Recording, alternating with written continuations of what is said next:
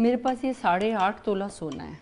ये कुछ मुझे मेरी शादी में मिला था और कुछ तुम्हारी दादी ने और तुम्हारे पापा ने बाद में दिया था। अब ये तुम तीनों का है, इसको आपस में बांट लो। इसका मतलब आप लोगों ने मुझे यहाँ मम्मी का गोल्ड बांटने के लिए बुलवाया था? हाँ, इसीलिए बुलाया है। पापा की बरसी में भी तो बहुत टाइम है, उसके लिए बाद में बात कर लेंगे। फिलहाल हम जिस काम के लिए यहाँ आए हैं पहले वो निपटा लेते हैं। भैया आप सोना उठाइए और बांट दीजिए। रुकिए मम्मी जी, ये सोना पूरा नहीं है। जहाँ तक मुझे पता है आपके पास 11 से 12 तोला सोना था। मम्मी जी एक बार जाकर के अलमारी में चेक कर लीजिए, कहीं गलती से भूल तो नहीं आई आप? बहू फिलहाल मेरे पास जो भी सोना है वो सब यही है।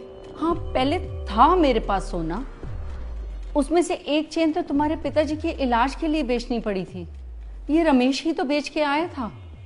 और एक अंगूठी सतीश की बहू के मुंह दिखाई में दे दी थी मैंने। हाँ तो ऐसे बोलिए ना मम्मी जी, इसमें से कुछ सोना तो पहले सतीश को दे दिया गया है। अरे कोई बात नहीं सुरेश, अब इसे उतना हिस्सा कम भी तो मिलेगा। मुझे नहीं चाहिए कुछ सोना, घर और दुकान की तरह इसे भी आपस में बांट लो। ये घर और दुकान का ताना किसे दे रहा है तू?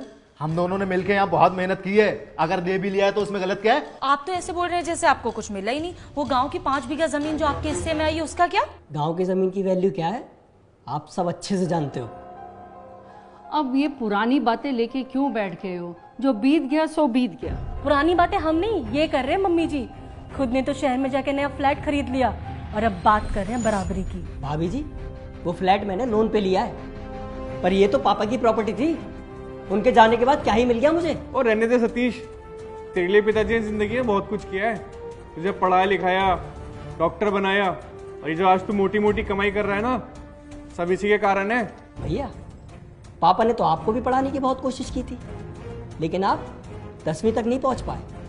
और इन जनाब की तो बात करना ही बेकार है। कॉलेज और ट्यूशन की फीस अपने अय्याशियों में उड़ाते रहे। देख सतीश, बहुत बोल रहा तू। बस करो, अगर तुम लोग इसी तरह से लड़ोगे ना तो मैं सोना वोना किसी को नहीं दूंगी। जो ये घर और दुकान दिया है ना ये भी वापस ले लूंगी।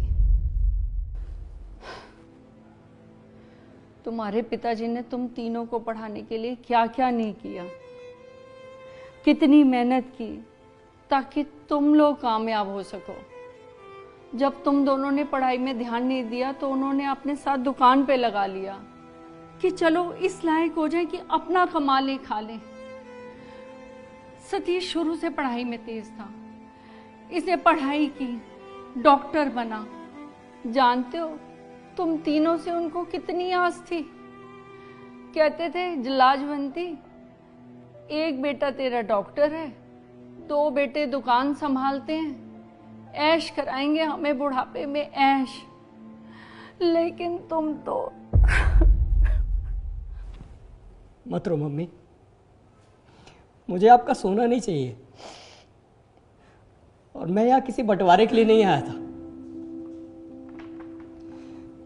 मैं तो पापा की बरसी के लिए आया था, लेकिन मुझे क्या पता था मेरे भाइयों का खून सफेद हो चुका है। पापा के मकान और दुकान बांटने के बाद इनकी नजर जिंदा माँ के गहनों पर है और ये लोग आपको क्या ही खुश रखेंगे। माँ अब तुम यहाँ नहीं रहोगी, चलो मेरे साथ चलो। बड़ी जल्दी माँ के लिए प्यार जाग गया। अगर इतनी ही फिक्र थी तो पहले क्यों नहीं लेके गए इनको? अरे कुछ साथ नहीं रखना है दीदी, सारा सोना खुद हड़पना चाहते हैं ये अकेले। भाभी मैं यहाँ माँ से सोना लेने नहीं बल्कि देने आया था। ये देखिए, सोचा था कि मम्मी ने देखेंगी तो खुश होंगी,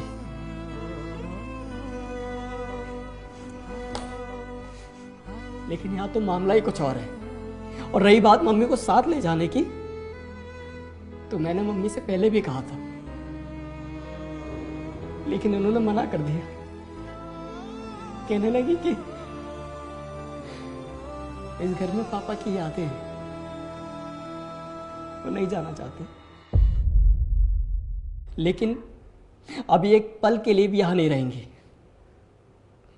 आप लोगों को सोना, मकान और दुकान मुबारक। मुझे बस मेरी मां चाहिए। चलो मम्मी।